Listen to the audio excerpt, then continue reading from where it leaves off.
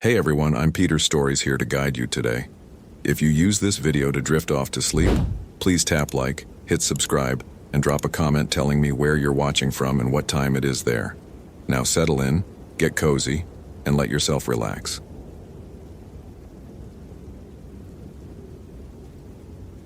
The coffee had gone cold 2 hours ago, but Thomas Mercer didn't notice. He sat in the cramped ranger station office, staring at the incident report on his screen without really seeing the words. 3 years.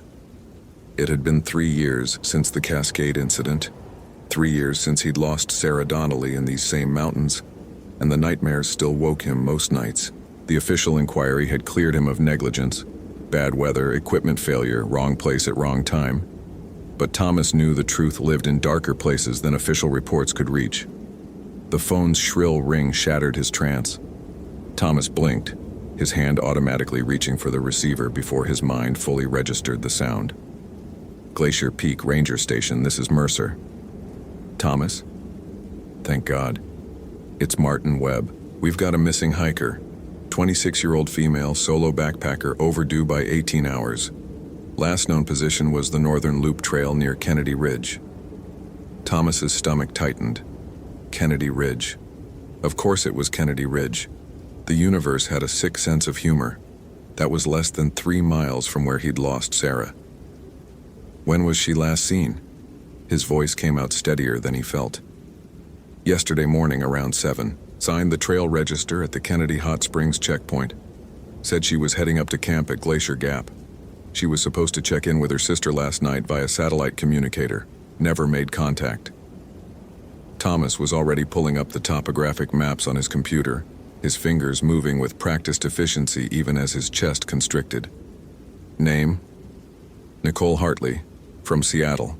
Experienced hiker according to her gear list and her sister's statement. But Thomas? Martin's voice dropped. There's something else. When I was pulling the trail registers to confirm her route, I started cross-referencing recent activity in that area. There have been 4 other missing person cases in the Kennedy Ridge zone over the past 14 months. The room suddenly felt colder. 4? I only remember the Johns case from last spring. That's because the others weren't officially classified as missing persons. 2 were listed as presumed voluntary disappearances. Hikers who never came home but left notes about starting over or finding themselves. 1 was ruled as probable animal attack after they found blood and torn clothing. But Thomas, I pulled the actual case files. The patterns are wrong. The notes don't match the hiker's handwriting according to family members. The attack scene was staged, no predator drag marks, blood splatter inconsistent with actual mauling, and they all vanished from the exact same 3-mile radius. Thomas's hand had frozen on the mouse. His heart was hammering now, that old familiar dread creeping up his spine like ice water. What are you saying, Martin? I'm saying something is very wrong up there, and I'm saying Nicole Hartley is number 5. I need you to lead the search and rescue operation. I know Kennedy Ridge is. I know what happened there. But you're the best we have, and this woman needs... I'll do it. The words came out before Thomas could stop them, before the fear could talk him out of it. Maybe this was his chance. Maybe this time he could bring someone home. When do we head out? First light. 4 a.m. I'm assembling a team now. 6 people including you and me. Meet at the trailhead. After Martin hung up, Thomas sat in the silence of the office, listening to the clock tick and the old building settle around him. Slowly, reluctantly, he opened the bottom drawer of his desk and pulled out a worn file folder. Inside were newspaper clippings, official reports, and photos he'd taken himself in the weeks after Sarah's death. His own private investigation that had led nowhere except deeper into guilt and sleepless nights. But now, as he spread the documents across his desk, something new caught his attention. He pulled up the digital trail register system and began cross-referencing dates and locations. His blood ran cold as the pattern emerged. Sarah Donnelly, 3 years ago. Kennedy Ridge area. Michael Torres, 18 months ago. Voluntary disappearance. Kennedy Ridge area. Emma Kowalski, 14 months ago. Probable animal attack. Kennedy Ridge area. David Chen, 11 months ago. Voluntary disappearance. Kennedy Ridge area. Rebecca Johns. 4 months ago. Missing person case. Never resolved. Kennedy Ridge area. Nicole Hartley. Now, Kennedy Ridge area. 6 people, all in the same concentrated area, all under circumstances that didn't quite add up. Thomas pulled out a topographic map and marked each last known position with a red X. When he was done, the pattern made his hands shake. The marks didn't scatter randomly across the region. They formed a rough circle, maybe 2 miles in diameter, centered on an area the old maps labeled as Whispering Basin, a remote glacial valley that few hikers ever visited. The modern trail maps didn't even use that name anymore. He pulled up geological survey records, historical documents, anything he could find about Whispering Basin. Most of it was standard wilderness data, elevation, water sources, terrain difficulty. But buried in a scanned archive of a 1970s forestry report, he found something that made him stop breathing. Local indigenous peoples traditionally avoided the Whispering Basin area, considering it spiritually dangerous. Early settler accounts from the 1880s mention unexplained disappearances of trappers and prospectors who ventured into the valley. Several reports describe survivors emerging with severe psychological trauma, claiming to have been watched or judged by an unseen presence. Forestry Service recommends continued monitoring of the area, though no scientific basis for the historical accounts has been established. Thomas read the passage 3 times, his pulse thundering in his ears. Watched, judged, an unseen presence. He thought about Sarah's last words to him over the radio, right before the storm hit and her signal went dead. She'd sounded strange, frightened in a way that went beyond concern about the weather. Thomas, I keep feeling like someone's out here with me. I keep seeing movements, shadows that don't match. And I found something weird. There are marks carved into the trees. Symbols. They're all around my campsite. It feels like they're watching me. He dismissed it as pre-storm jitters, as isolation playing tricks on her mind.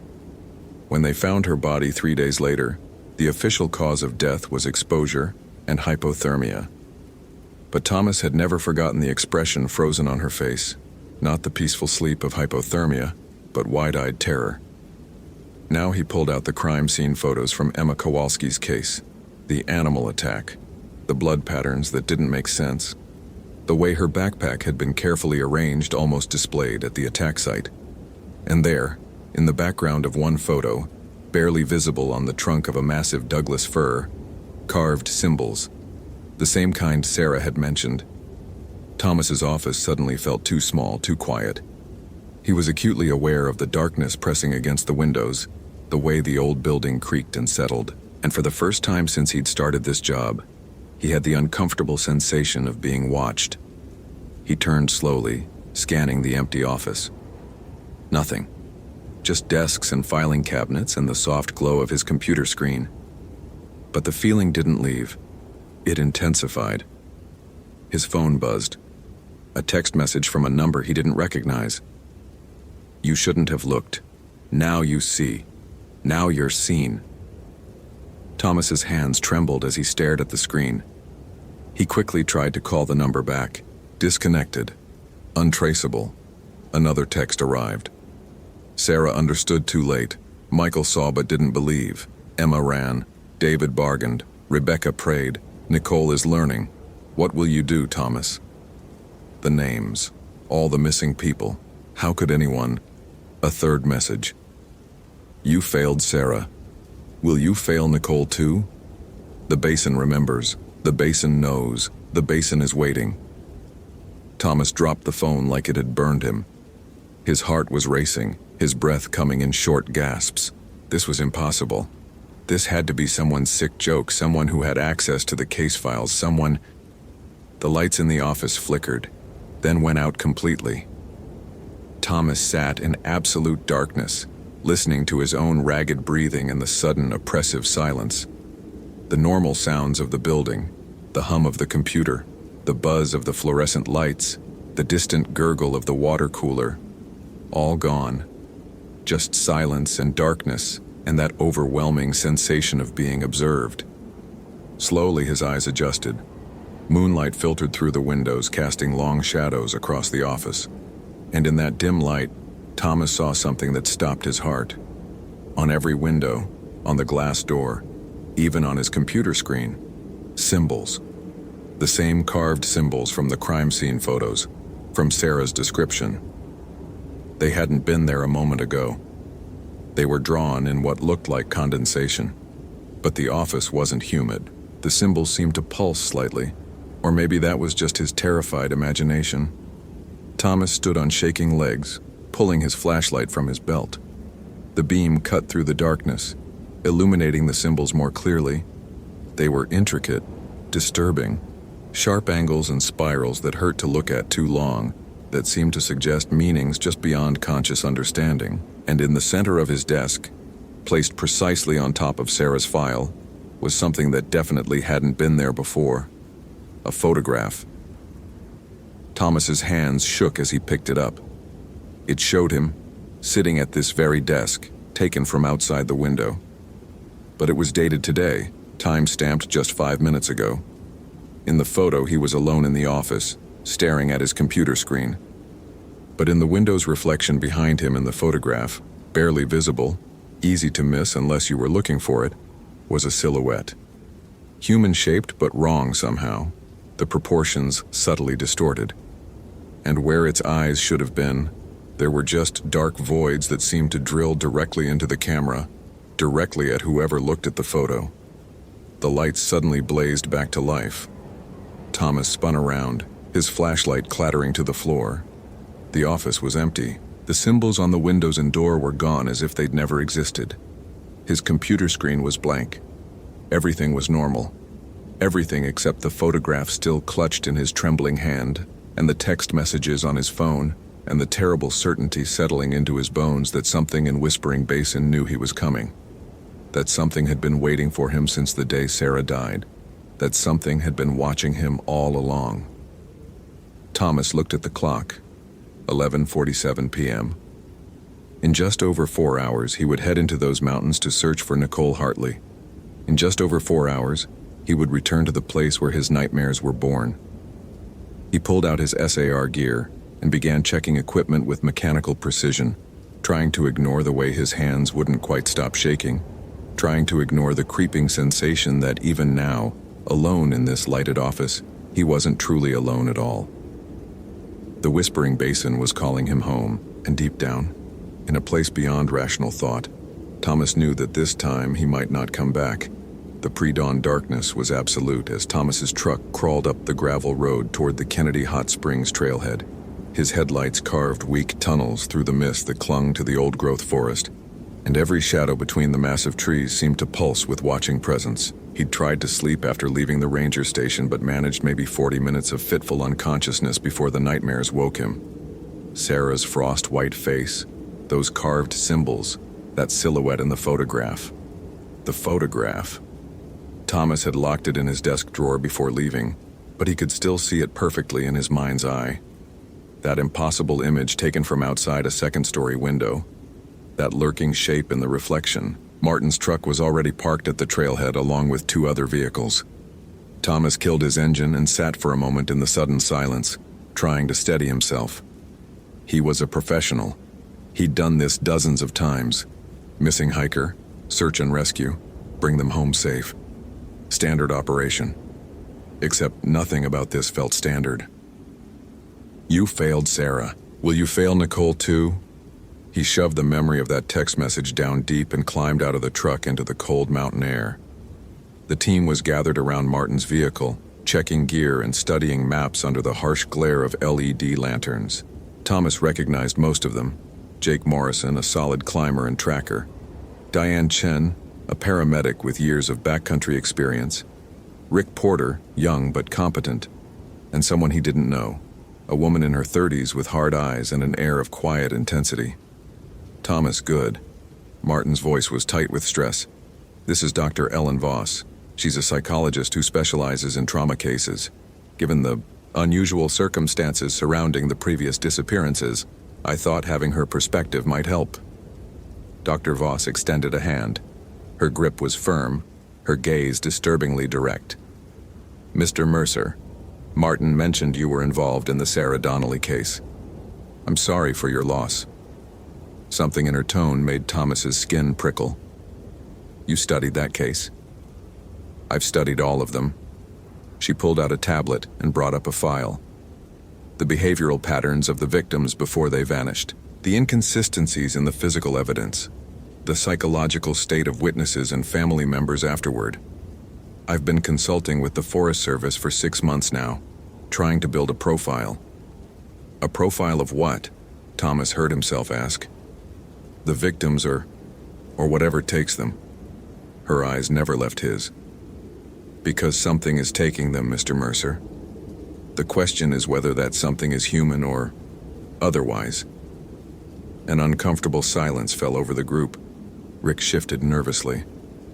"Come on, Doc. You can't seriously think—" "I think the evidence doesn't fit any conventional explanation." Dr. Voss cut him off calmly. "I think we should be prepared for unusual circumstances. And I think Mr. Mercer's experience might be more relevant than any of us would like to admit." Thomas felt the weight of everyone's stares. Martin cleared his throat. "Right. Let's focus on the immediate task. Nicole Hartley, last seen heading toward Glacier Gap. We'll split into 2 teams. Team 1 takes the main trail, Team 2 sweeps the alternate routes and likely camping spots. Thomas, you'll lead Team 1 with Jake and Rick. I'll take Team 2 with Diane and Dr. Voss. Everyone has radios, GPS, and emergency beacons. We maintain contact every 30 minutes.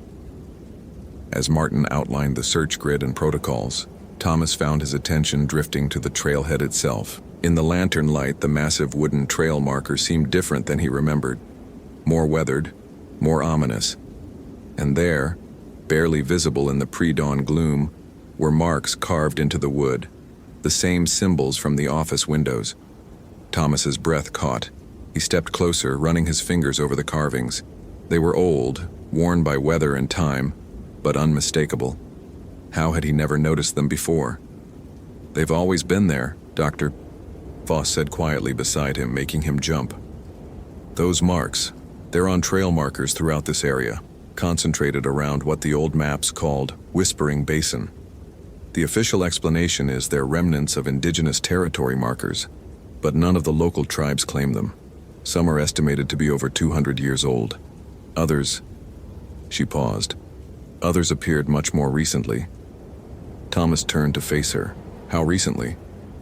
"The Forest Service found fresh carvings on trees near where Rebecca Johns disappeared 4 months ago. Someone, or something, is still making these marks." "That's enough with the spooky talk," Martin interrupted, his voice sharp. "We have a missing woman to find. Sun's coming up. Let's move out." The team shouldered their packs and started up the trail, headlamps cutting through the receding darkness. Thomas fell into the familiar rhythm of backcountry travel, but his mind wouldn't settle. Every shadow seemed deliberate. Every sound felt watched. The forest around them was coming alive with dawn, birdsong, wind through branches, the distant rush of snowmelt streams. But underneath it all, Thomas sensed something else. A quality of attention, of observation. They were 3 miles in when Jake called out, "Got something here." The team converged on a small clearing just off the main trail, Nicole's campsite. Her tent was still standing, properly staked and secured. Her backpack sat inside, neatly organized. The fire ring showed signs of a recent meal. Everything was orderly, normal, except Nicole was gone. And carved into every tree surrounding the campsite were those symbols. "Jesus Christ," Rick breathed, turning slowly to take in the full circle of marked trees. "There's got to be 30 of them." Thomas felt ice spreading through his chest. This was exactly like Sarah's campsite. The same deliberate arrangement, the same sense of a scene carefully prepared. Dr. Voss was photographing everything with her camera, her expression intense. This took hours to carve, maybe days. These aren't fresh. You can see weathering on the cuts. Which means these marks were here before Nicole set up camp. So she camped in the middle of, what? Some kind of ritual site? Diane's voice was uncertain. Or a trap, Thomas said quietly. She was meant to find this spot, meant to camp here. Martin's radio crackled. Team 2 to Team 1. We found something at Kennedy Hot Springs. You need to see this. Over. The two teams converged at the hot springs 20 minutes later. What Martin's team had found made Thomas's blood run cold. The trail register, a waterproof logbook where hikers recorded their route and contact information, lay open on the ground. Nicole Hartley's entry from yesterday morning was clearly visible, along with her planned route and expected return date. But underneath her entry, someone had written additional text in dark ink. Nicole saw the marks and didn't leave. Nicole heard the whispers and didn't run. Nicole felt the watching and stayed. Now Nicole understands. Soon Thomas will too. Thomas's name. His name, written in a register book in the middle of the wilderness in text that hadn't been there yesterday morning according to the previous entries. That's not possible, Martin said flatly. We checked this register yesterday when we confirmed Nicole's route. This writing wasn't here. And yet here it is, Dr. Voss said, her voice strangely calm. Which means someone came back after we checked it, or...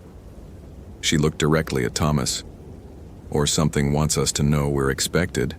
Thomas forced himself to take the logbook to examine the writing closely. The handwriting was strange, too precise, almost mechanical, like something trying to imitate human script without quite understanding it. And the ink. He touched it carefully, still wet, still fresh, written within the last few minutes, while they were all standing right here. We need to call this in, Rick said, his voice pitching higher. This is way beyond a normal SAR operation. We need... A scream echoed through the forest. Female, terrified, coming from up the trail toward Glacier Gap. Nicole. Without thinking, Thomas was running, his team right behind him. The trail blurred beneath his feet, his lungs burning in the thin mountain air. The scream came again, closer now, raw with panic. They burst into another clearing and stopped dead. Nicole Hartley stood in the center of the space, alive and apparently unharmed. She wore hiking clothes and carried a day pack. She looked confused, disoriented, but physically intact. And she was screaming at nothing. Her eyes were wide and locked on empty air directly in front of her, her body rigid with terror. She screamed again, a sound of absolute horror, and stumbled backward. Except there was nothing there. Nothing visible anyway. Nicole, Martin called out. Nicole, we're here to help, you're safe. But she didn't seem to hear him. She was backing away from empty space, her hands raised defensively, her mouth forming words. No, please, I didn't mean to. I didn't know, please don't. Thomas started forward, but Dr. Voss grabbed his arm with surprising strength. Wait. Look at her eyes. She's not seeing us. She's not seeing this clearing. She's seeing something else entirely. Dr. Voss was right. Nicole's gaze never shifted to the 6 rescuers now surrounding her. She stared at that specific point in empty air with absolute focus, absolute terror. And as Thomas watched, her pupils dilated and contracted rapidly, as if responding to changing light sources that weren't there. Nicole, Thomas said quietly, moving slowly closer. Can you hear me? We're here to help. You're safe now. Her head snapped toward his voice, but her eyes didn't focus on him. Instead, they fixed on a point just behind his left shoulder. Her face went, if possible, even paler. It knows you, she whispered. It's been waiting for you. It showed me. Oh God, it showed me what it did to Sarah. It showed me everything. How she died. How she suffered. How she called your name at the end. Thomas felt the world tilt. His vision grayed at the edges. What did you say? It wants you to understand, Nicole continued in that same hollow whisper. It wants you to know that you couldn't save her because it didn't want her saved. It wants you to know that you can't save me either. It wants you to know that you've been watched every day since, every moment, and it's been feeding on your guilt, like honey. Who told you this? Thomas demanded, his voice breaking. Who the hell told you about Sarah? Nicole's eyes finally focused on him, and what he saw in them made him stumble back. Knowledge. Terrible, impossible knowledge. It's not a who, it's a what. And it's standing right behind you. It says hello, Thomas. It says welcome home. Thomas spun around. The clearing was empty except for his team. Trees, sky, morning sunlight filtering through branches. Nothing else. But the sensation of being watched intensified so dramatically that Thomas actually gasped. The back of his neck prickled. The air felt heavy, charged, like the moment before lightning strikes. And somewhere, not with his ears, but deeper inside his skull, he heard something that might have been laughter, or might have been wind through trees, or might have been his own sanity beginning to fracture. When he turned back, Nicole had collapsed. Diane was already at her side, checking vitals, speaking into her radio to request emergency evacuation. Dr. Voss crouched next to Thomas. What she said about Sarah, that information wasn't in any public record. The details of how she died, what she said at the end, that was sealed investigative material. There's no way Nicole could know those things. Unless she was told, Thomas managed. By what? Thomas had no answer. He stared at Nicole's unconscious form, at the too green forest around them, at the shadows between the trees that seemed darker and deeper than they should be. His radio crackled with static, then cleared. Martin's voice. Medical helicopter is en route. ETA 20 minutes. We need to get Nicole to the extraction point at Kennedy Hot Springs. Thomas, I need you to... The radio dissolved into static again. But through the white noise, just for a moment, Thomas heard something else. Words that weren't Martin's, in a voice that wasn't quite human. The basin remembers, Thomas. The basin knows. The basin is hungry. Then silence. Thomas looked up to find Dr. Voss staring at her own radio with the expression of deep unease. You heard that too, she said. It wasn't a question. Around them, the forest seemed to be holding its breath, waiting, watching. And Thomas knew, with absolute certainty, that whatever had taken Sarah, whatever had been hunting in these mountains for years or decades or longer, it wasn't done with him yet. It was just getting started. The helicopter evacuation had gone smoothly. Too smoothly, Thomas thought, as he watched the aircraft disappear over the ridgeline with Nicole strapped to the gurney. She'd regained consciousness briefly during the flight prep, long enough to grab his wrist with surprising strength and whisper, "It showed me your nightmares. It showed me every night you wake up screaming. It knows what you see. It likes what you see." Now the remaining team members stood in an uneasy cluster at Kennedy Hot Springs, trying to decide their next move. The official mission was complete. They'd found the missing hiker, alive if not entirely well. Standard protocol said they should pack up and head back to the trailhead. But Martin was staring at the trail register again, at that impossible message with Thomas's name. "We're not leaving yet," he said finally. "Something is very wrong here. 6 disappearances and now this." Nicole was found less than 2 miles from her campsite, but she'd been missing for almost 40 hours. Where was she? What happened to her? And how did she know about Sarah? Thomas added quietly. Rick was shaking his head. "This is insane. We should get out of here, call in the authorities, let them handle whatever this is. We're SAR, not investigators, and we're definitely not equipped to deal with what?" Dr. Voss challenged. "What exactly do you think is happening here?" "I don't know, and I don't want to know." Rick's voice rose. "Did you see her eyes? Did you hear what she said? She was talking to something that wasn't there, and she knew things she couldn't possibly know. This whole place feels wrong. Like we're being watched," Jake finished quietly. "Yeah, I feel it too." They all did. Thomas could see it in the way everyone kept glancing at the tree line, the way they'd unconsciously clustered closer together, the way hands kept drifting to radios and GPS units as if checking that civilization was still within reach. Dr. Voss pulled out her tablet again. "I've been mapping the disappearances against topographic data and historical records. All 6 victims were last seen within a 2-mile radius of a specific location. Whispering Basin, According to geological surveys, it's a glacial valley about 3 miles northeast of here. The area is rarely visited because there's no maintained trail and the terrain is difficult. But the old records... She pulled up a scanned document. There's a pattern going back over a century. Missing trappers, missing prospectors, missing hikers. Every 20 to 30 years, there's a cluster of disappearances centered on that exact location. Why? Diane asked. The indigenous accounts call it a threshold place, a location where the boundary between the physical world and... Dr. Voss hesitated. And other realms becomes permeable. The early settlers reported experiencing intense psychological effects when entering the basin. Paranoia, hallucinations, the sensation of being observed by malevolent intelligence. Several survivors claimed they'd been tested or judged by something in the valley. And you believe this? Martin's voice was skeptical but uncertain. I believe the psychological effects are real and documented, Dr. Voss replied carefully. What causes them is open to interpretation. But Thomas... She looked directly at him. You've been there, haven't you? 3 years ago, when you were searching for Sarah. Thomas felt everyone's attention shift to him. His mouth was dry.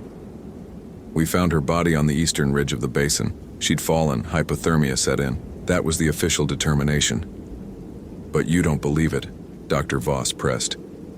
I don't know what I believe. Thomas's hands were shaking again. He shoved them in his pockets. The weather was bad, conditions were dangerous. But Sarah was experienced. She'd climbed in worse. And the things she said on the radio before we lost contact. He swallowed hard. She said she felt watched. She said she found symbols carved into trees. She said she kept seeing shadows that moved wrong. I thought she was just stressed, maybe altitude sick. But then we found her and her face... He couldn't finish. The image was burned into his memory.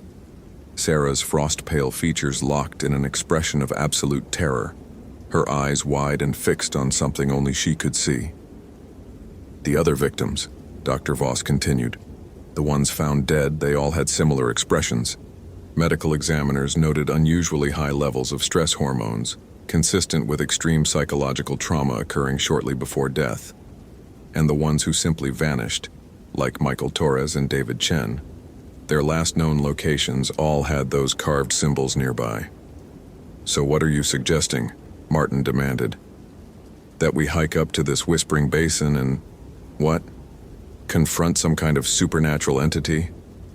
I'm suggesting we find answers, Dr. Voss replied, because Nicole Hartley is alive, which means there's still hope of understanding what happened to her and what happened to the others.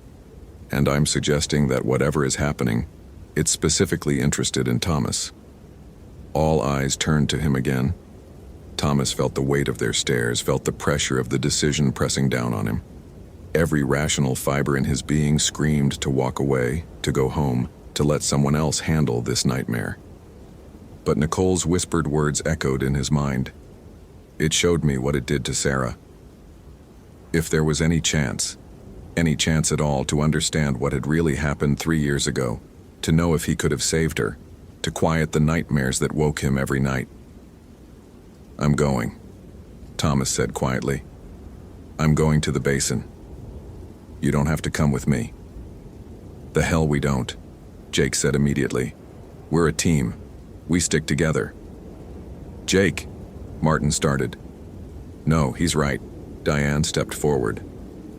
Something in these mountains has been killing people for over 100 years.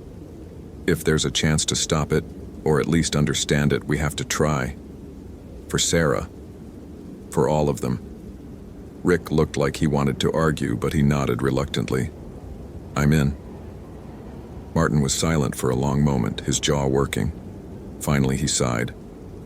Against my better judgment, and probably against every regulation in the book, we'll investigate the basin. But we do this carefully, we stay in constant communication, and at the first sign of danger, we abort. Agreed? Agreed, the team chorused. Dr. Voss was already pulling up the route on her tablet. The terrain will be rough. No trail means we're bushwhacking. Figure 4 hours minimum to reach the basin, longer if conditions are bad. We should... Her voice cut off. She was staring at her screen with an expression of confusion and growing alarm. "What is it?" Thomas asked. "The GPS." She turned the tablet so they could see. "It's showing our position as inside the basin right now, but that's impossible. We're at least 3 miles away." Martin pulled out his own GPS unit. His face paled. "Mine too. It says we're at the center of Whispering Basin." One by one, the team checked their devices. Every GPS, every phone with location services, every piece of electronic navigation equipment they carried, all showed the same impossible reading. They were standing in Kennedy Hot Springs, but according to their technology, they were already inside the Whispering Basin. "Equipment malfunction," Rick said, but his voice lacked conviction. "Magnetic anomaly or something, it has to be." Thomas's radio crackled to life. No voice this time, just static that seemed to pulse in a rhythm almost like breathing. And underneath it, so faint he almost missed it. A sound that might have been whispering or might have been wind or might have been something else entirely. Then his radio's LED display flickered and changed. Instead of showing the frequency and channel, it displayed text. "Welcome home." The other radios began displaying messages too, each one different, each one personal. Martin's. "The station is watching you." Diane's. "Your patient will die knowing." Jake's. "They blamed you and they were right." Rick's. "Your fear smells like youth." Dr. Voss's. "You think you understand nothing." Thomas's changed again. "Sarah is here. She wants to show you something." The radios went dead. The forest around them had gone completely silent. No birds, no wind, no running water. Just oppressive, impossible silence. And then Thomas saw it. Movement in the trees about 50 yards away. A figure in hiking gear facing away from them. The build was right. The height was right. Even from this distance, even after 3 years, he knew. "Sarah," he breathed. The figure turned slowly. Too slowly. The movement was wrong, mechanical, like a marionette being manipulated by invisible strings. And when it faced them fully, Thomas's world shattered. It was Sarah's face. But wrong. The features were correct, but the proportions were subtly distorted, like a photograph pulled just slightly out of focus. And the eyes, those weren't Sarah's warm brown eyes. These were black, completely black, void, dark, and empty and hungry. The not Sarah smiled. It was the worst thing Thomas had ever seen. Then it beckoned to him. "Come," the gesture said. "Come and see. Come and understand." "Thomas, don't." Dr. Voss gripped his arm. "That's not her. It's using her form against you." "I know," Thomas said. And he did know. But the pull was irresistible. 3 years of guilt, 3 years of nightmares, 3 years of wondering what he could have done differently. All of it focused into a single need to move toward that impossible figure. "It wants to separate us," Martin said urgently. "Classic predator behavior. Split the group, pick us off one by one. We stay together." But the not Sarah was already moving, gliding backward into the forest with that same wrong, puppet-like motion, beckoning, calling, and Thomas found his feet carrying him forward. "Thomas, stop!" Multiple voices behind him, hands grabbing at his pack, but he shrugged them off with strength he didn't know he had. The compulsion was overwhelming, irresistible. He had to follow. He had to see. He had to understand. The forest swallowed him. Behind him, he heard his team's shouts growing fainter. He knew he should stop, should turn back, should resist this obvious manipulation, but his legs kept moving, following the Sarah thing deeper into the trees, further from safety, closer to... what? Truth? Madness? Death? The forest around him was changing. The trees were growing larger, older, more twisted. The undergrowth was thicker, wilder, as if he'd walked backward in time to a period before human feet had ever touched this ground. The light was dimming despite the morning sun, shadows lengthening and deepening and moving in ways that defied natural law. The not Sarah stayed just ahead of him, always just visible through the trees, always beckoning. And now he could hear it speaking in Sarah's voice, not with sound, but directly into his mind.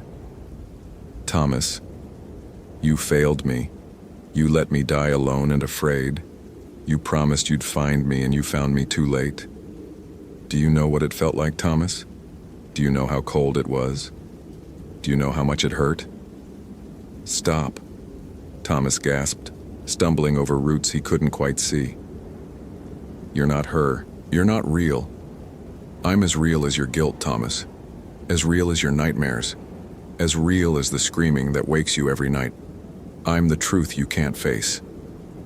The trees opened into a clearing, and Thomas stopped dead. He was standing at the edge of Whispering Basin. The valley spread before him like a wound in the earth, a deep glacial cut surrounded by sheer cliffs and towering peaks. At the center was a dark lake, its surface perfectly still despite the wind that had begun to howl around the heights.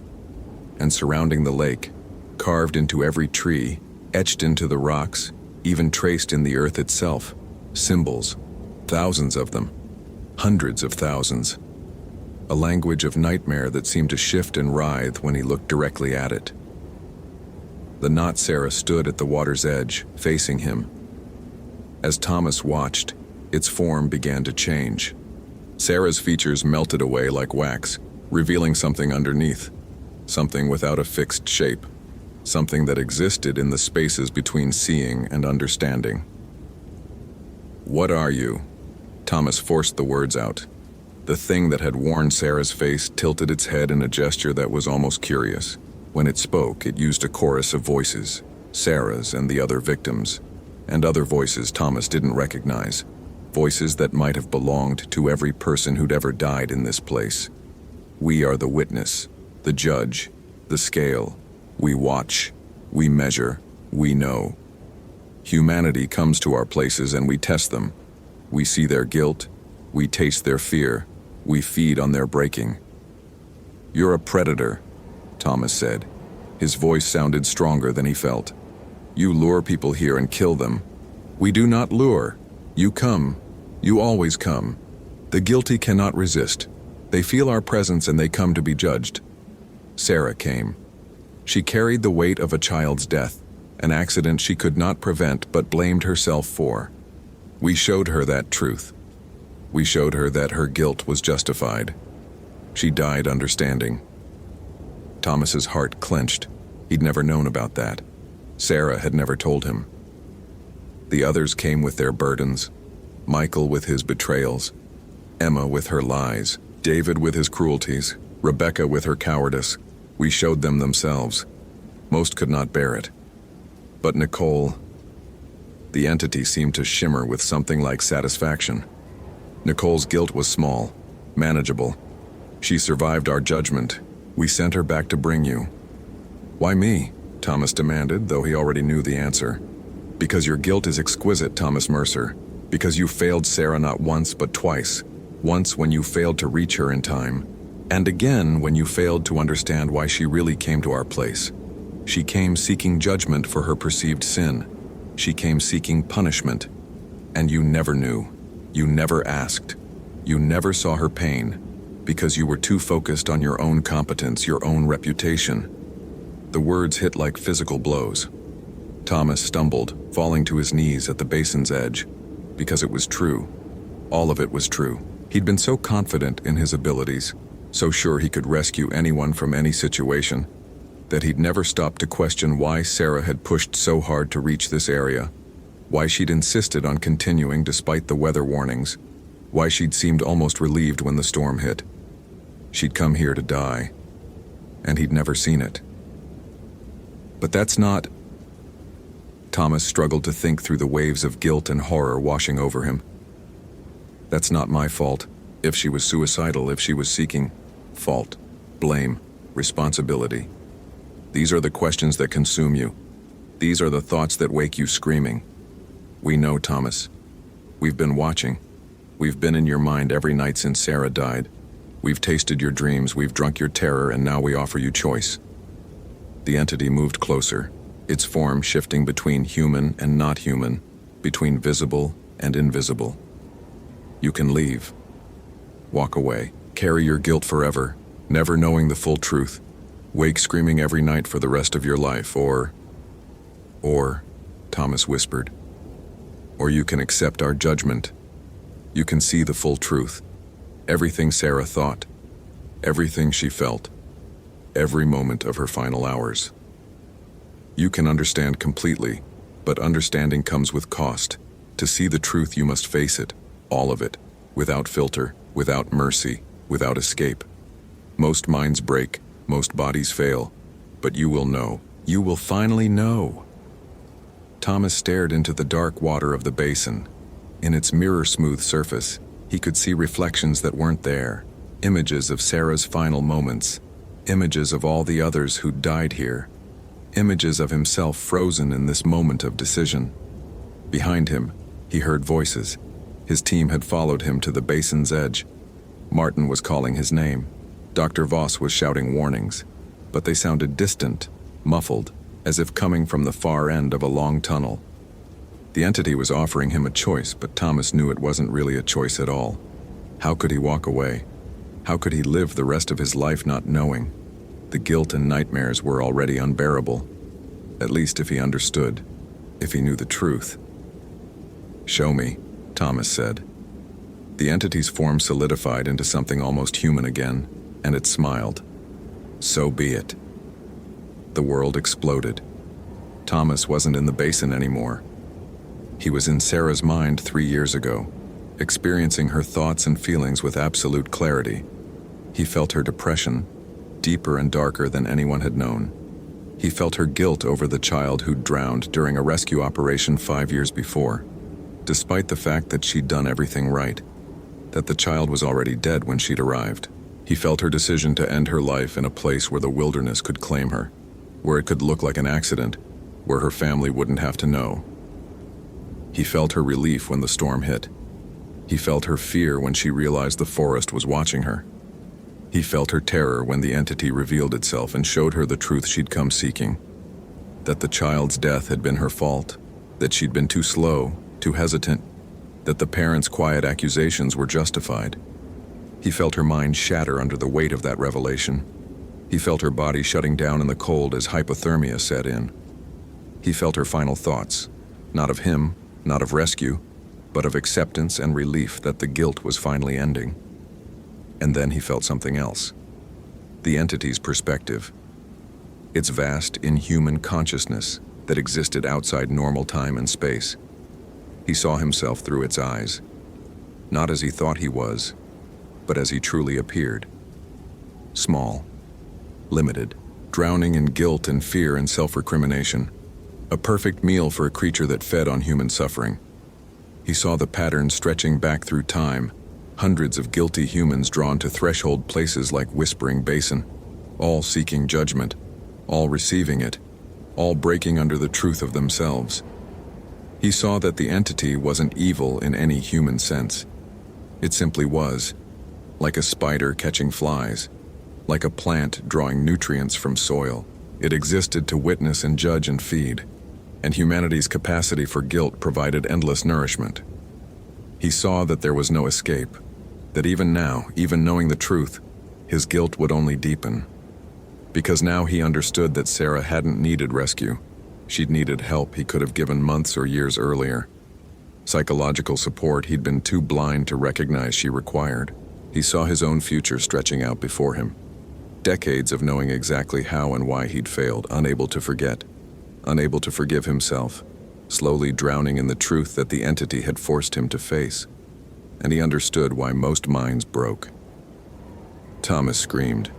He screamed with every molecule of air in his lungs, screamed until his throat tore and blood filled his mouth, screamed as his mind tried desperately to reject the flood of impossible knowledge and terrible truth. Hands grabbed him, pulled him backward, away from the water's edge, away from the entity, away from the terrible, all-seeing presence.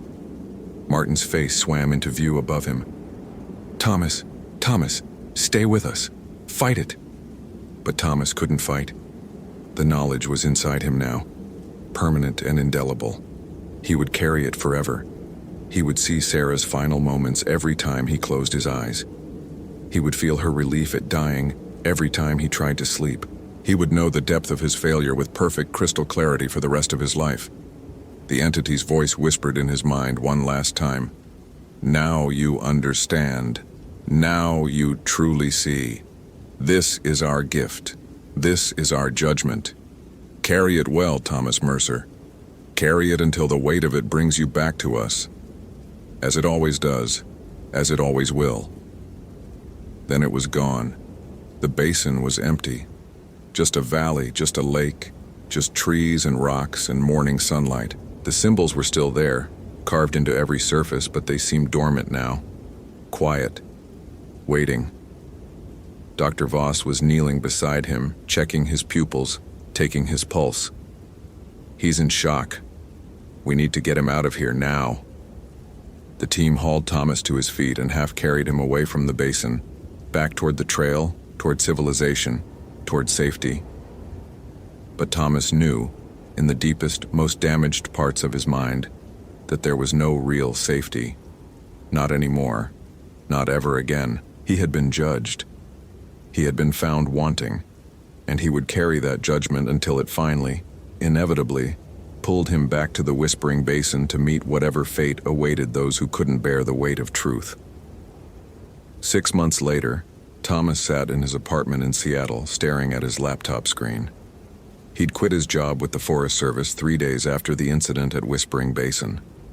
The official report called it a psychological break triggered by stress and isolation. No mention of entities or judgments or supernatural forces, just a tragic case of a traumatized ranger finally succumbing to untreated PTSD. Dr. Voss had tried to help. Weekly therapy sessions, medication, cognitive behavioral techniques. But how do you treat someone who'd been force-fed absolute truth about their own failures? How do you heal a mind that had briefly touched something vast and inhuman and hungry? The nightmares were worse now. Every night, without fail, Thomas experienced Sarah's death from her perspective. He felt her cold. He felt her fear. He felt her relief. Over and over and over. He'd lost 20 pounds. He barely slept. His hands shook constantly. And worst of all, was the knowledge that the entity had been right about everything. His phone buzzed. A text from an unknown number. Another one vanished today. Whispering Basin. The guilty always come. When will you? Thomas stared at the message for a long time. Then he opened a new tab and began researching hiking routes to Kennedy Ridge. He knew he'd go back eventually. The weight of truth was too heavy to carry alone. The guilt too deep to bear indefinitely. And somewhere in that dark basin, surrounded by those ancient symbols, something was waiting for him with infinite patience. The entity had judged him and found him wanting. Now it was just a matter of time before he returned for the final judgment. Thomas closed his laptop and stared out his window at the Seattle skyline. The sun was setting, shadows lengthening across the city. And in every shadow, in every reflection, in every dark corner he could feel it. Watching, waiting, knowing. The Whispering Basin remembered. The Whispering Basin knew. And Thomas Mercer would return to it, eventually. Inevitably. Just as all the guilty do. If this story gave you genuine chills, follow for more quality psychological horror. Could you survive what Thomas faced? Or would the weight of truth break you too? Share your thoughts below. Tentar novamente o. Claude pode cometer erros. Confira sempre as respostas.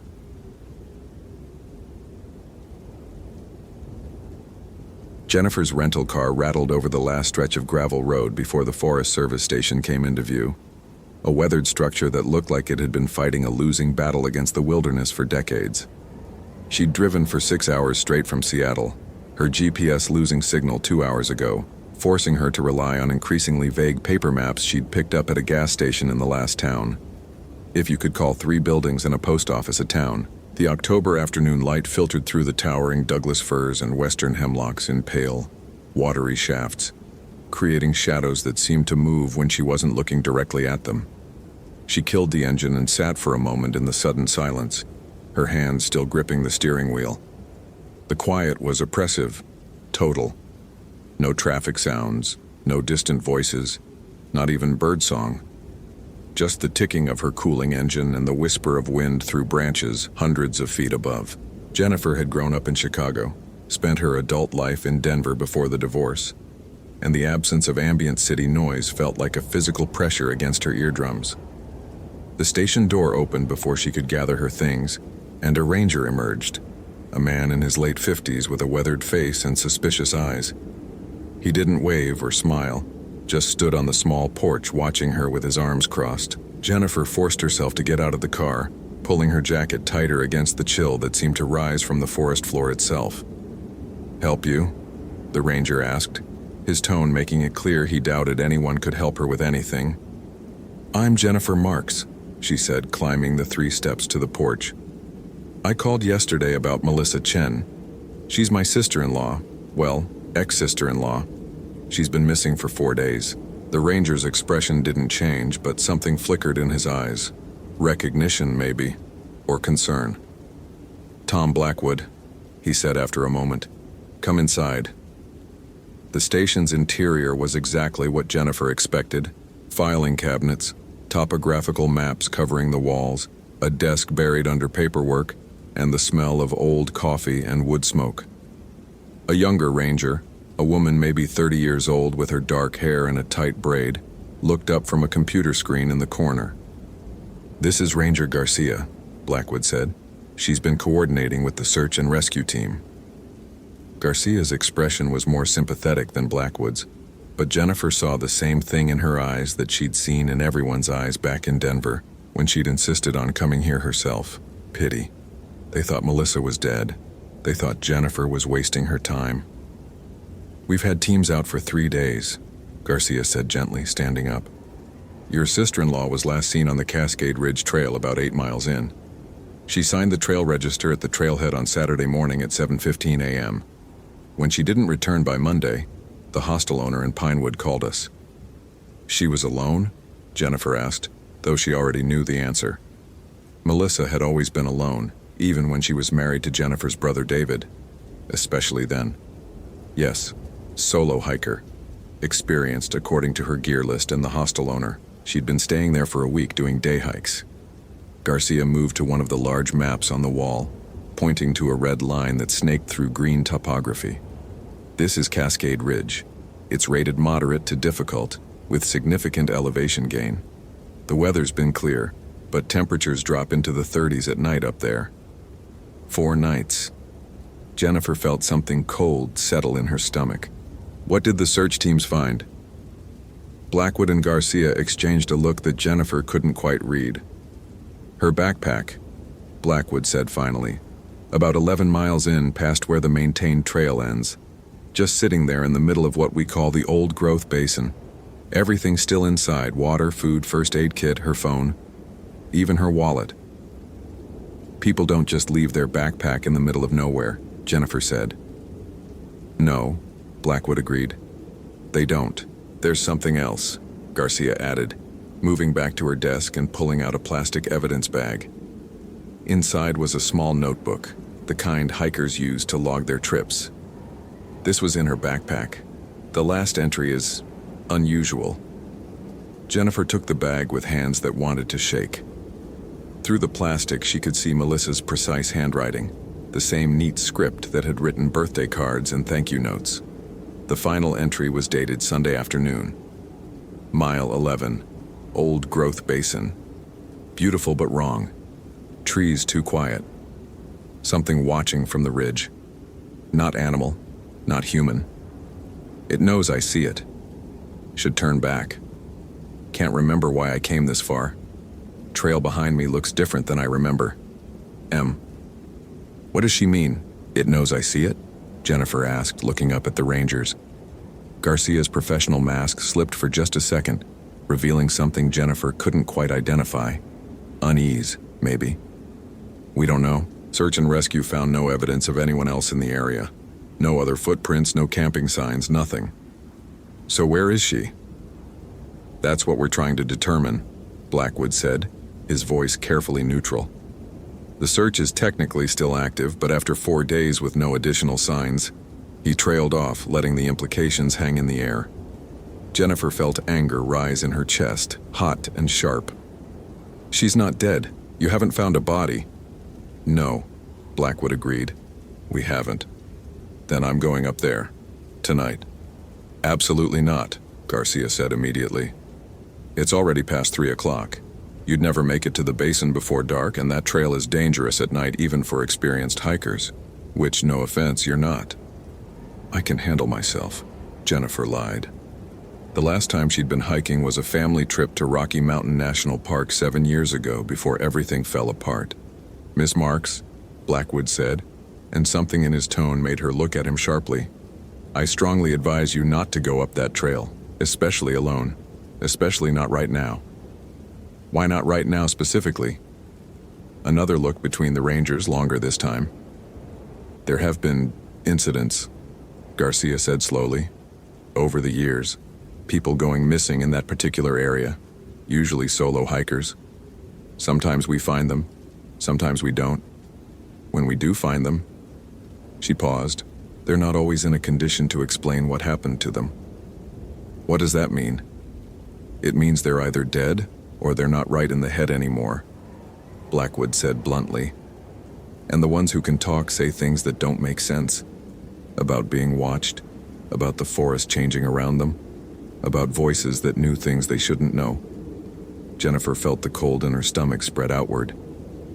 "You're saying the forest is haunted?" "I'm saying that particular section of forest has a reputation," Blackwood replied, "and people who ignore that reputation tend to regret it, if they come back."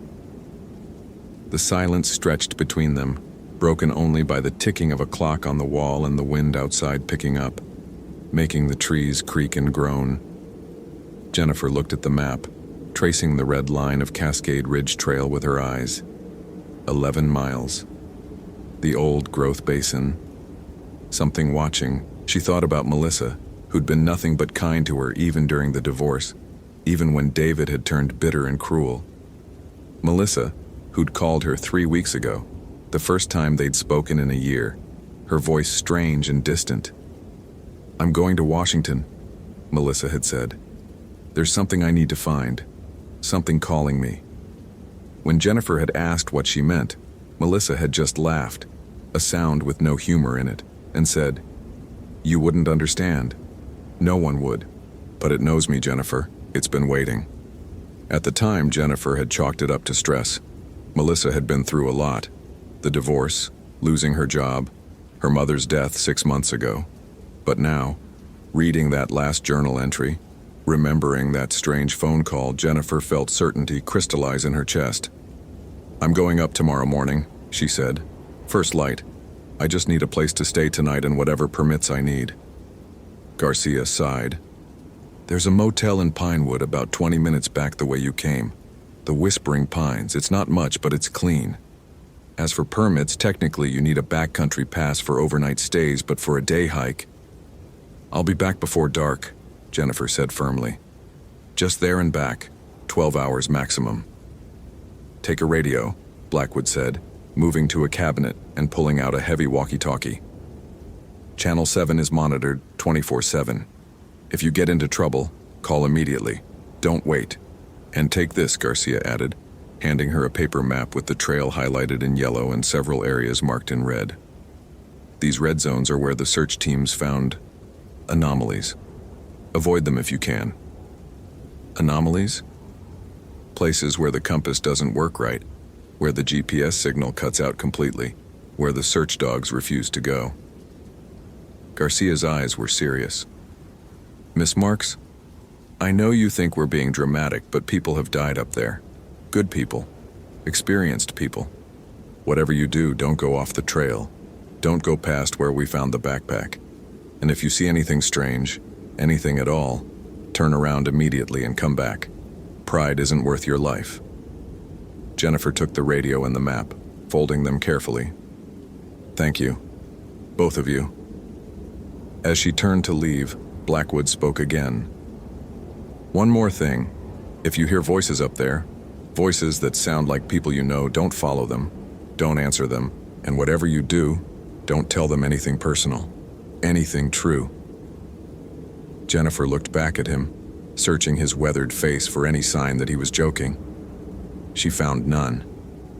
Why not? Because whatever's up there, it likes to learn things about people. And once it knows you, really knows you, it doesn't let go. The Whispering Pines Motel was exactly as advertised. Not much, but clean. Jennifer's room smelled of pine-scented cleaner and old carpet, with a view of the parking lot and the wall of forest beyond. She sat on the bed, the journal entry photo on her phone screen, reading it over and over. It knows I see it. The motel owner, an elderly woman named Mrs. Patterson, had been chatty during check-in, warning Jennifer about the bad stretch of forest up on Cascade Ridge. My husband's grandfather used to trap up there in the 30s, she'd said. Came back one winter missing 2 fingers and wouldn't talk about what happened. Just said the woods up there were aware and that people should stay away. Never went back, even when times were hard and we needed the pelts. Jennifer had smiled politely and taken her key, but now, sitting in the growing darkness with only a single lamp lit, she wondered if everyone in this entire region was suffering from some kind of shared delusion. Haunted forests, watching presences. It was absurd, but Melissa was still missing. And that was real. She tried calling David, but it went straight to voicemail. He'd made it clear when she'd told him about coming here that he thought it was pointless, that Melissa had probably just wandered off trail and fallen, that search and rescue would find her body eventually, that Jennifer should stop trying to play hero. His bitterness had made her angry then, but now, alone in this strange room, in this strange place, she almost wished he was here, almost. At some point she must have fallen asleep because she jolted awake to complete darkness and the sound of something moving outside her window. Jennifer lay perfectly still, heart hammering, listening. Footsteps, slow and deliberate, pacing back and forth along the length of her room. Back and forth, back and forth. She reached for her phone. 3:47 a.m. The footsteps continued, and now she could hear something else.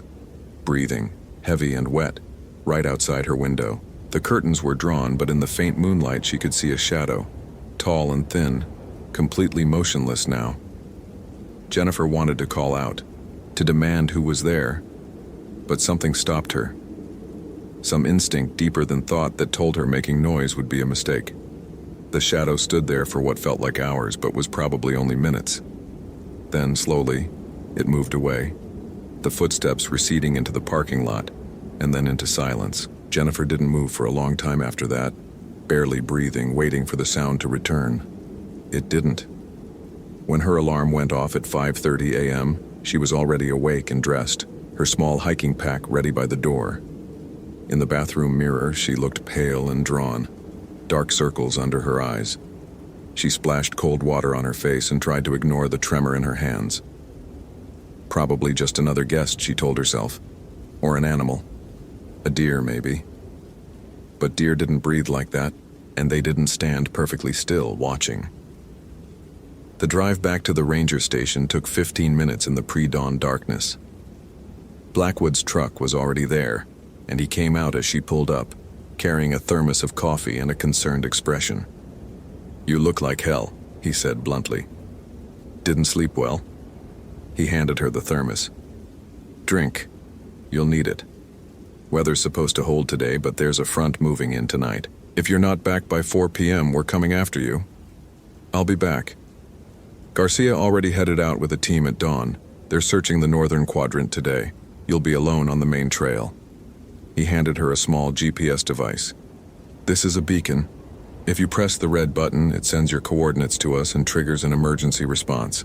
Battery lasts 72 hours. Don't lose it." Jennifer clipped it to her belt alongside the radio. "Anything else?" Blackwood hesitated, then pulled something from his pocket, a small leather pouch on a cord. "This is going to sound crazy, but my grandmother was Kino. She used to make these. Said they kept bad spirits confused. Probably won't do anything, but..." He shrugged. "Can't hurt." Jennifer took it, feeling the weight of dried herbs and something else inside. "Thank you." "Just come back," he said. "Melissa's probably dead." Don't make it 2 bodies we have to find. The trailhead was another 10 miles up a winding forest road. The last 2 miles barely more than a track. Jennifer parked in the small dirt lot, empty except for one other car, a Honda Civic with California plates and a thick layer of dust. Melissa's rental. The sight of it made everything suddenly horribly real. Melissa had stood here, right here, 4 days ago, had put on her backpack, checked her gear, set off into these trees expecting to return. What had she found instead? Jennifer shouldered her own pack, much lighter than Melissa's had been, carrying only water, energy bars, the radio, the GPS beacon, a first aid kit, and a flashlight she prayed she wouldn't need. The trail register was mounted on a post beside the trailhead, a weatherproof box containing a notebook. She flipped through the pages. Melissa's signature was there, neat and careful. Melissa Chen, 10:19, solo hike to Cascade Ridge. Expect return by 5 p.m. Below it were signatures from 2 other hikers on the 20th, then nothing. The search and rescue teams wouldn't have signed in. They had their own logs. But it meant no one else had been up here since Melissa disappeared. Jennifer signed her own name with numb fingers, then looked up at the trail ahead. It disappeared into the forest after only a few dozen yards, swallowed by shadows even in the growing dawn light. Somewhere up there, 11 miles in, was the place where Melissa had left her backpack and vanished. Jennifer checked her watch, 6:47 a.m., and started walking. The first few miles were almost pleasant. The trail was well maintained, clearly marked, rising through stands of old-growth forest that seemed to exist in their own cathedral-like silence. Jennifer's breath came easier once she fell into a rhythm, and the morning sunlight filtering through the canopy was genuinely beautiful. But the silence bothered her. Blackwood had mentioned it yesterday, and now she understood what he meant. There should have been birds, squirrels, insects, something. Instead, there was only the sound of her own footsteps and breathing, and occasionally the creak and groan of massive trees moving in a wind she couldn't feel.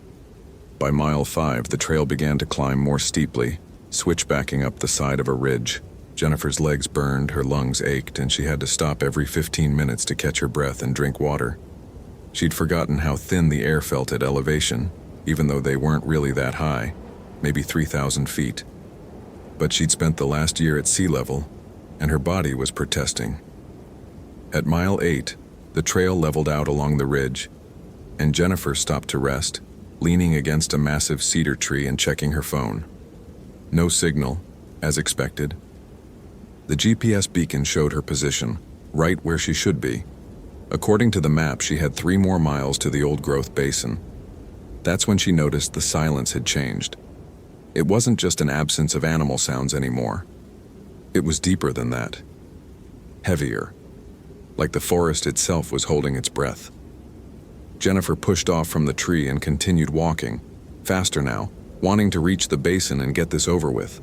The trail began to descend into a valley, the trees growing larger and closer together, blocking out more and more of the sky. The temperature dropped noticeably, and Jennifer could see her breath misting in the air. At mile 10, she found the first marker, a piece of orange surveyor's tape tied to a branch fluttering in a breeze she still couldn't feel. This is where the search and rescue teams had marked the edge of their search area. 1 more mile. The trail here was less maintained, more overgrown. Jennifer had to push aside ferns and duck under low branches, and several times she lost the path entirely, having to backtrack to find where it continued. The trees here were enormous, easily 15 feet across at the base, their trunks disappearing into the canopy hundreds of feet above. Some of them had to be 1,000 years old, older maybe, and they were watching her. Jennifer stopped dead, the thought arriving fully formed and absolutely certain. The trees were watching her, not metaphorically, not her imagination.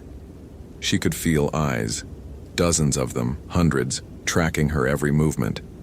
The sensation was so intense it made her skin crawl, made her want to run screaming back down the trail.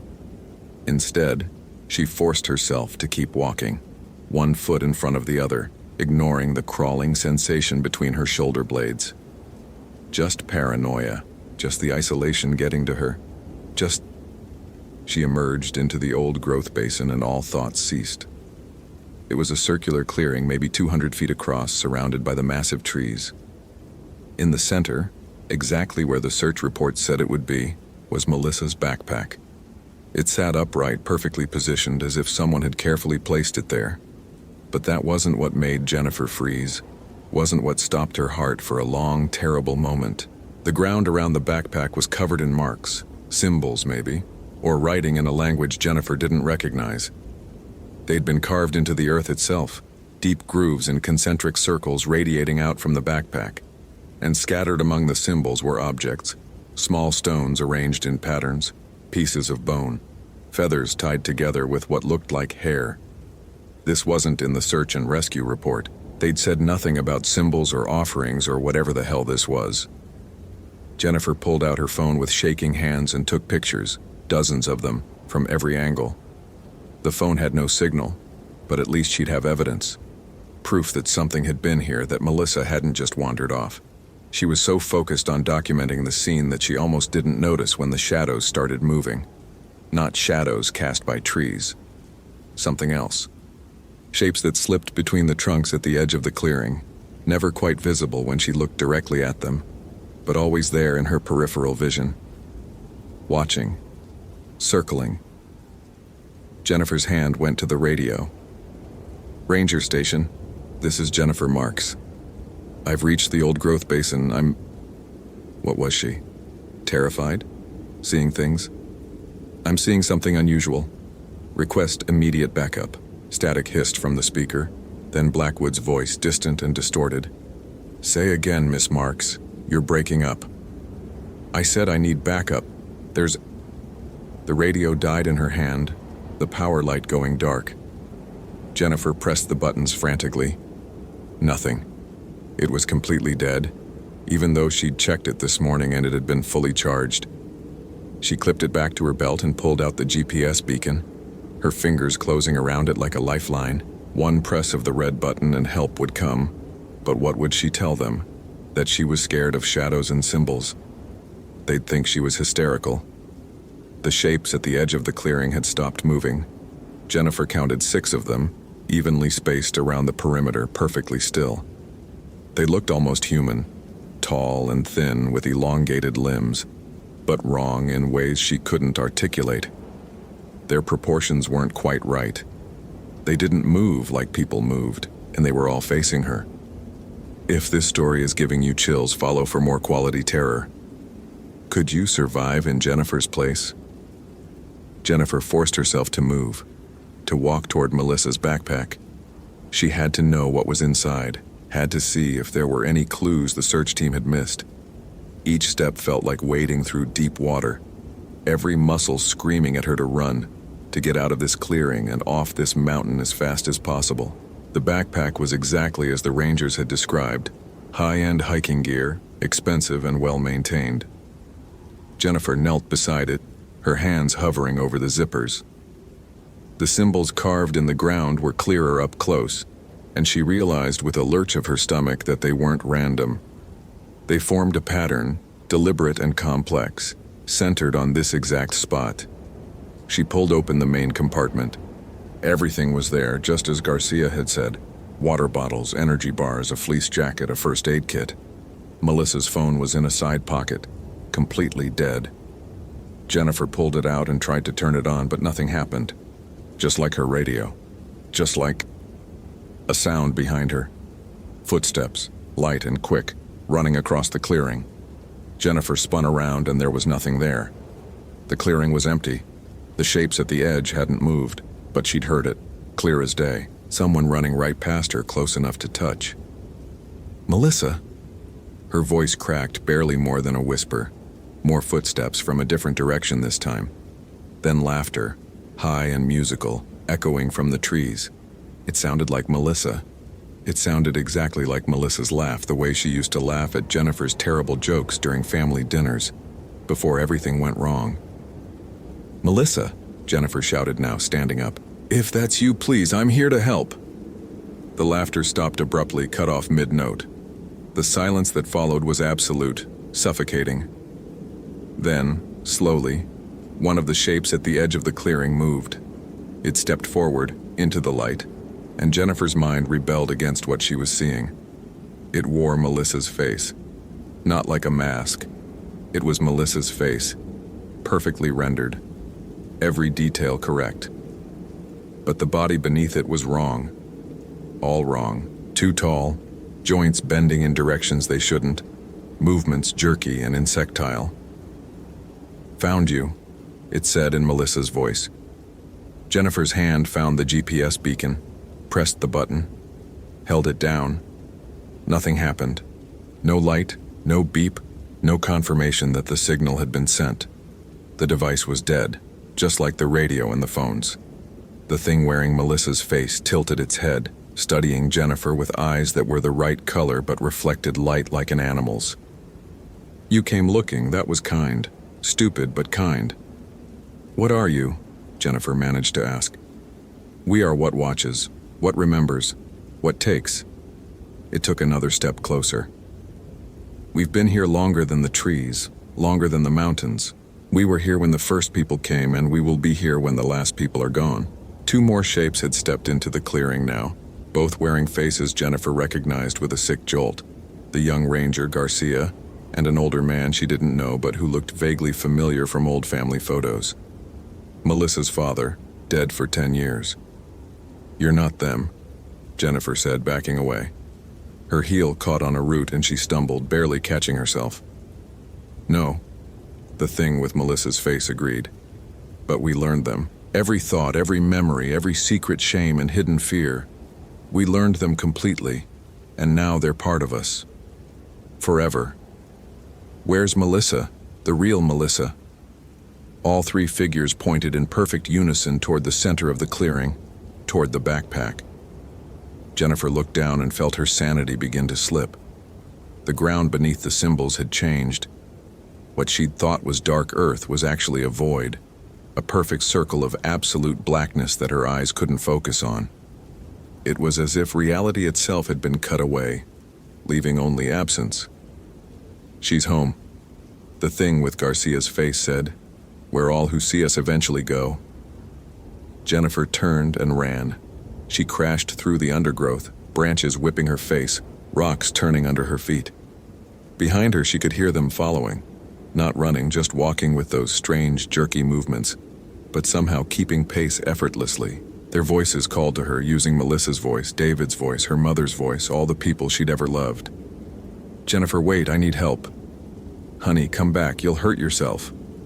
"Stop being stupid and listen to me." She didn't stop, didn't look back, just ran, following the trail by instinct more than sight, her lungs burning, legs shaking.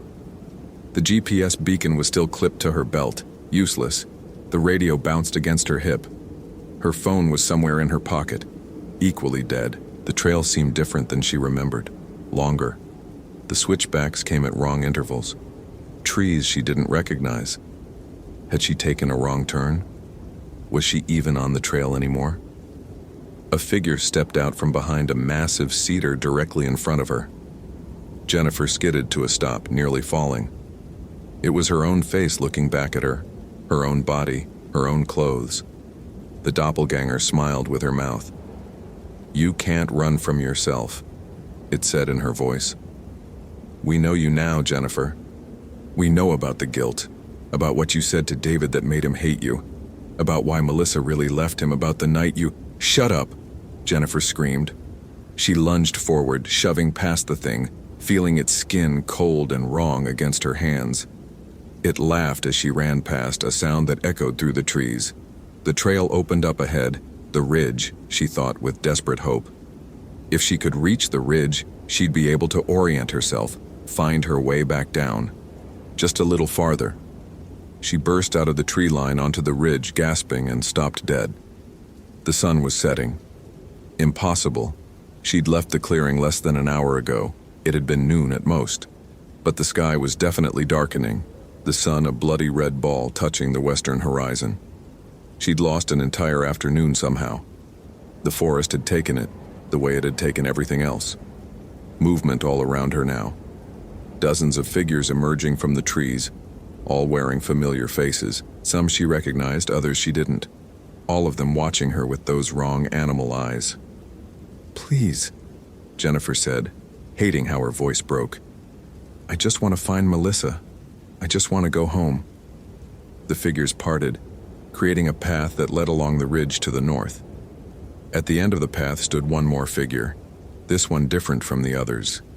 It wore no face at all, just a blank oval of pale skin.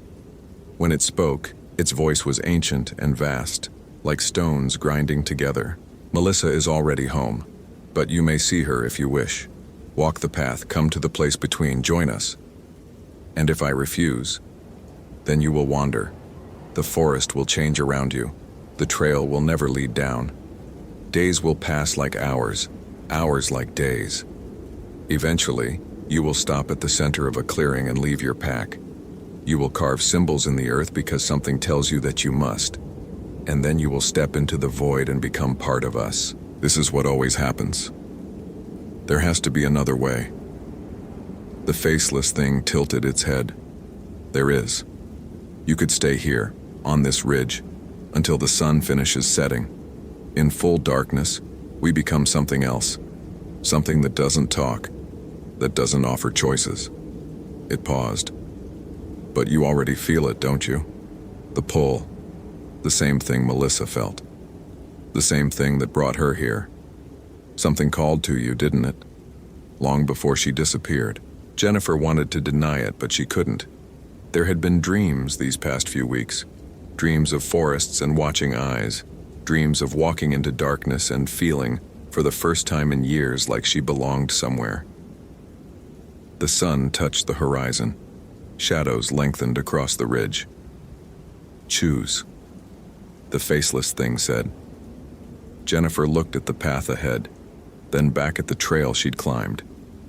In the fading light, she couldn't even see it anymore. The forest had closed around it, reclaiming what it had briefly allowed her to use. She thought of Blackwood's warning. Don't tell them anything true. But they already knew everything true. They'd learned her from Melissa, from memories shared over wine and late-night conversations about failed marriages and disappointed families, and the quiet desperation of being alive but not really living. She thought of David, bitter and angry, already preparing to bury both her and his ex-wife. She thought of her apartment in Denver, empty and lifeless. She thought of all the people she used to know who had slowly drifted away until she spent most nights alone, scrolling through her phone, looking at lives that seemed fuller and richer than her own. She thought of Melissa's voice on the phone 3 weeks ago. It knows me. It's been waiting. Maybe the forest had been waiting for her too. Maybe this was where she'd always been heading. Every choice she'd made leading her to this ridge, this moment, this impossible decision. The sun was halfway below the horizon now. The figures around her were changing, their stolen faces melting away to reveal something beneath. Something with too many eyes and mouths in wrong places and geometries that hurt to look at. Jennifer took a step toward the path, then another. The faceless thing turned and began walking, and she followed, dimly aware of the other figures falling in behind her, forming a procession. They walked north along the ridge as the sun died, walked until the trail became no trail at all, just a narrow strip of bare earth between massive trees. They walked until Jennifer lost all sense of time and distance, until she wasn't sure if she was walking or floating, until her body felt distant and unimportant. They emerged into another clearing, larger than the first, and Jennifer saw them. The others. Dozens of people standing in concentric circles around a central point, all facing inward. Some looked recent, their faces still recognizable as human. Others had been here longer, their features weathered and strange. And in the very center, Melissa. Jennifer whispered. Her sister-in-law stood at the exact middle of the clearing, eyes open but unseeing, mouth moving silently. Around her, the air itself seemed to ripple and bend, reality thinning to translucency. Through her, through where she stood, Jennifer could see something else. A vast space of darkness and cold and watching eyes, endless and eternal. She's the doorway, the faceless thing explained, the newest one.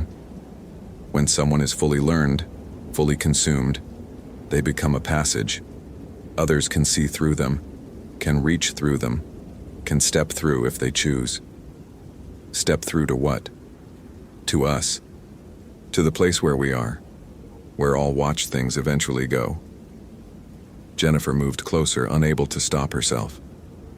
Melissa's lips were still moving, and now Jennifer could hear the words, whispered over and over. It knows me, it knows me, it knows me, it knows me. Can I help her? Jennifer asked. Can I bring her back? She doesn't want to come back. Look. Jennifer looked at Melissa's face and saw, beneath the horror and the breaking mind, something else. Peace, acceptance, the expression of someone who had finally stopped running from something they could never escape.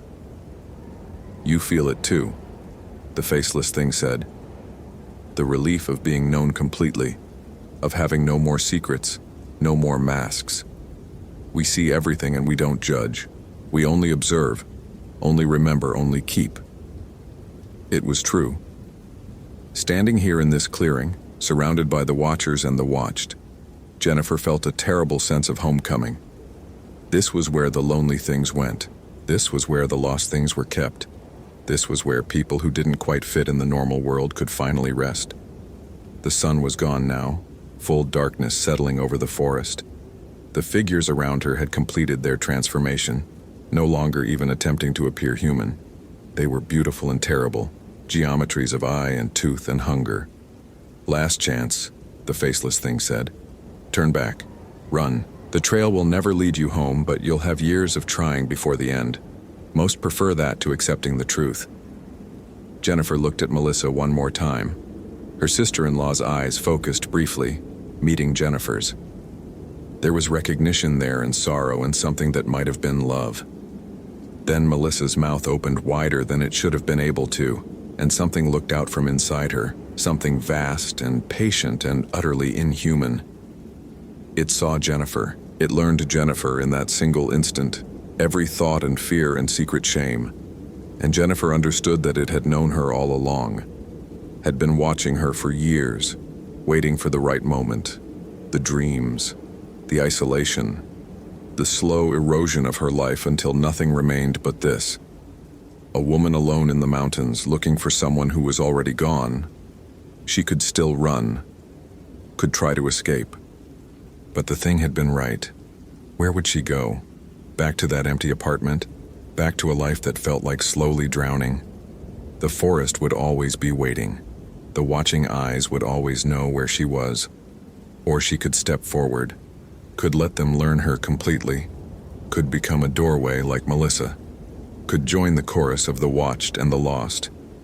Jennifer took a breath, made her choice, and stepped backward, away from Melissa, away from the circle, away from the waiting darkness. No, she said, her voice shaking but clear. I don't accept this. I don't accept that this is how it ends. The faceless thing cocked its head. Interesting. Most can't resist at this point. I'm not most people. Jennifer pulled out the leather pouch Blackwood had given her, held it up. She had no idea if it would do anything, but it was all she had. And I'm not alone. People know where I am. People are looking for me. And I'm going to walk out of this forest and I'm going to tell them what's here. And we're going to come back with everything we need to burn this whole goddamn place to the ground if we have to. Silence. The things in the clearing regarded her with their countless eyes, and Jennifer felt the weight of their attention like a physical force. Then they laughed. All of them, all at once, a sound like wind through dead branches. You can't burn us, the faceless thing said. We are older than fire, older than humanity. We will be here when your entire species is dust. It moved closer. But you intrigue us. We so rarely see defiance at this stage. Usually by now they're begging to be taken. Then you don't know me as well as you think. Oh, we know you perfectly. We know your fear, your loneliness, your desperate hunger for connection, even if it's with something that wants to consume you. We know that part of you wants to step into that circle, the part that's tired of fighting, tired of pretending to be strong. It was true. God, it was all true. Jennifer felt tears on her face. "But here's what you don't know," she continued. "I've been tired before. I've been lonely before. I've wanted to give up before. And I didn't. Not because I'm brave, but because I'm stubborn. Because I decided a long time ago that I don't let things tell me when I'm done. I decide that." She looked at Melissa again, saw her sister-in-law's body swaying slightly in a wind that didn't exist. "I can't save her, can I?" "No," the faceless thing admitted. "She's too far gone. She's part of us now. Then I'll remember her, the real her, not whatever you turned her into. And I'm going to walk out of here, and I'm going to make sure everyone knows what happened. I'm going to make sure her memory doesn't just disappear into your collection." Jennifer turned her back on the clearing, the hardest thing she'd ever done, and started walking. South, down, away. "The trail won't lead you home," the thing called after her. "Then I'll make a new trail," Jennifer shouted back. She walked into the darkness using her phone's flashlight, which suddenly, miraculously worked again, to light the way. Behind her she could hear them following, always just at the edge of the light. But they didn't attack, didn't drag her back. They just watched. She walked for hours, maybe days. Time was meaningless. Her legs moved mechanically. Her breath came in ragged gasps. Several times she fell and had to force herself back to her feet. The phone battery should have died a dozen times, but somehow kept working, the light never fading. And slowly, gradually, the forest began to change. The trees grew smaller. The oppressive weight of attention lifted. She started to hear sounds again, an owl calling, a small animal rustling through underbrush. Normal sounds, living sounds. When she finally stumbled out onto the ridge trail as the sun rose, Blackwood was there with a search team, radio in hand. "Jesus Christ," he breathed, running to catch her as she collapsed. "We've been looking for you for 3 days. Your car was still at the trailhead, but you never came back. We thought..." "3 days?" Jennifer asked. She'd thought it had only been one night. "Yes. What happened up there?" Jennifer looked back at the forest, at the massive trees rising into the morning mist. Somewhere in there, Melissa stood at the center of a clearing, a doorway to something ancient and patient. Somewhere in there, countless others stood in their own circles, watched and learned and kept forever. "I found her," Jennifer said. "Or what's left of her. We can't bring her back. We need to mark that entire section as off-limits. No one goes up there. Ever." Blackwood studied her face. "You saw them?" "Yes." "And you came back anyway?" "Yes." He nodded slowly. "Not many do. Hell, I've never seen anyone come back after 3 days in the basin." He helped her to her feet. "Come on, let's get you to a hospital." As the search team led her down the trail, Jennifer looked back one more time. In the forest shadows, she could see them. Dozens of figures, watching from between the trees. The faceless thing was at the front, and even from this distance she could feel it studying her. She raised her hand. Not quite a wave, not quite a salute. An acknowledgement. The thing tilted its head. Then, slowly, it raised its own hand in response. Jennifer turned away and kept walking. "Hope you felt real chills. If you appreciate genuine horror, consider following. Which moment scared you most?"